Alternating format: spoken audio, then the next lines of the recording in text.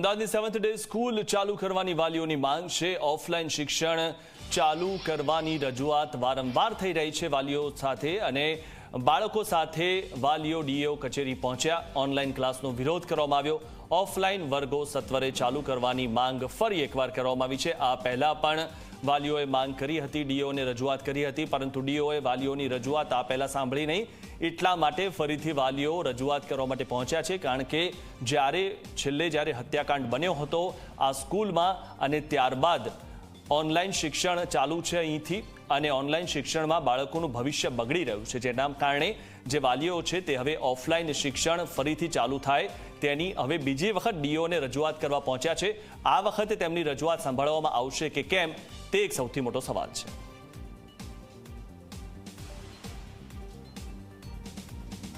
આજે અમે ડીઈઓ ઓફિસમાં આવ્યા છીએ। અમારી બધા પેરેન્ટ્સની રજૂઆત લઈને કે સ્કૂલના ઓફલાઈન ચાલુ કરે। અમે લાસ્ટ ફ્રાઈડે भी આ ડીઈઓ સાહેબના મુલાકાત લેવા આવ્યા હતા કે સાહેબ આ સ્કૂલ અમારા ચાલુ કરો। ડીઈઓ સાહેબે અમને અમુક પોઈન્ટ આપ્યા હતા કે સ્કૂલ આ બધા રેડી નહીં કર્યા। આમાં જે 4 પોઈન્ટ હતા મેજર, અમે ફ્રાઈડેના ડેમાં ત્યાં સ્કૂલમાં જઈને ચેક કર્યા હતા। આ બધા પોઈન્ટ્સ ફૂલફિલ્ડ હતા, જેવા કે તૂટેલા કાચ, ambulance, additional CCTV, additional security, આ બધા ત્યાં મોજૂદ હતા અને પરફેક્ટ હતા અમારા તરફથી। તો બી આના અમારે આજની ડેટમાં કોઈ ક્લિયરિટી નથી કે આ સ્કૂલ ક્યારે શરૂ થશે ઓફલાઈન।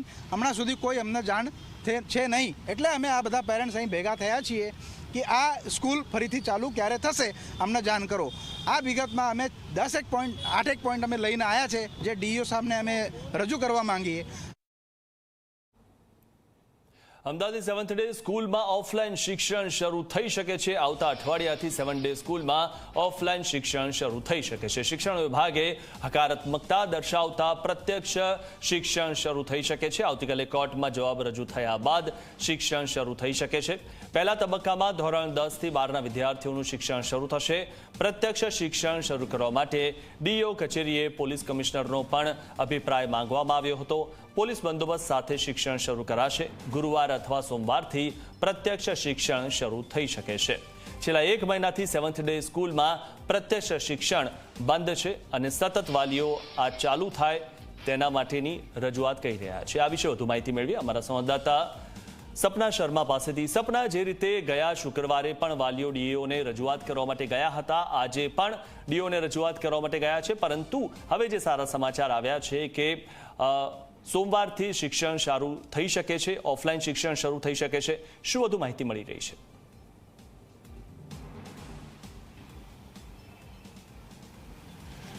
બિલકુલ મિથુન, ડીઈઓએ એ નિર્ણય લીધો હતો કે જ્યાં સુધી શાળા સલામતીના પગલાં નહીં લે અને જે પણ તોડફોડ શાળામાં થઈ છે એ સાફ ન કરવામાં આવે, એ જે કાચ જે તોડવામાં આવ્યા હતા એ રિપેર ન થઈ જાય અને સાથે જ જે અલગ અલગ કમિટી બનાવી હતી એ કમિટી જ્યાં સુધી હકારાત્મક અભિગમ નહીં આપે ત્યાં સુધી જે શાળા છે ત્યાંમાં ઓફલાઈન એજ્યુકેશન નહીં શરૂ થાય તે પ્રકારનો નિર્ણય લેવામાં આવ્યો હતો। પરંતુ હવે કે જ્યારે આ આખી ઘટનાને લાંબો સમય થયો છે, 1 મહિનાથી વધુ સમય થઈ ચૂક્યો છે અને હવે એવી શક્યતા, એવી સ્થિતિ દેખાઈ રહી છે કે જ્યારે શાળામાં ઓફલાઈન જે એજ્યુકેશન છે એ શરૂ થઈ શકે છે। લગભગ 10,000 જેટલા જે વિદ્યાર્થીઓ છે એ આ સ્કૂલમાં ભણે છે।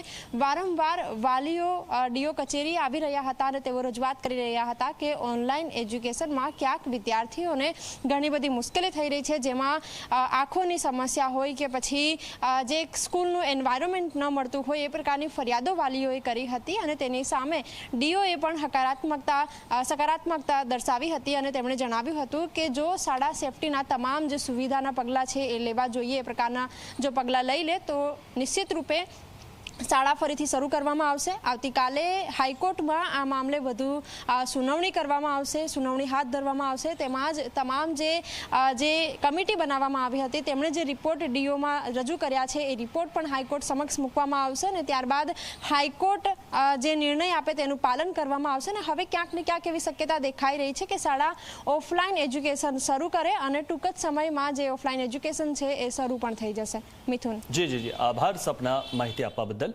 તો થોડાક જ દિવસોમાં ઓફલાઈન શિક્ષણ શરૂ થઈ જશે અને વાલીઓ સતત આની માંગ કરી રહ્યા છે।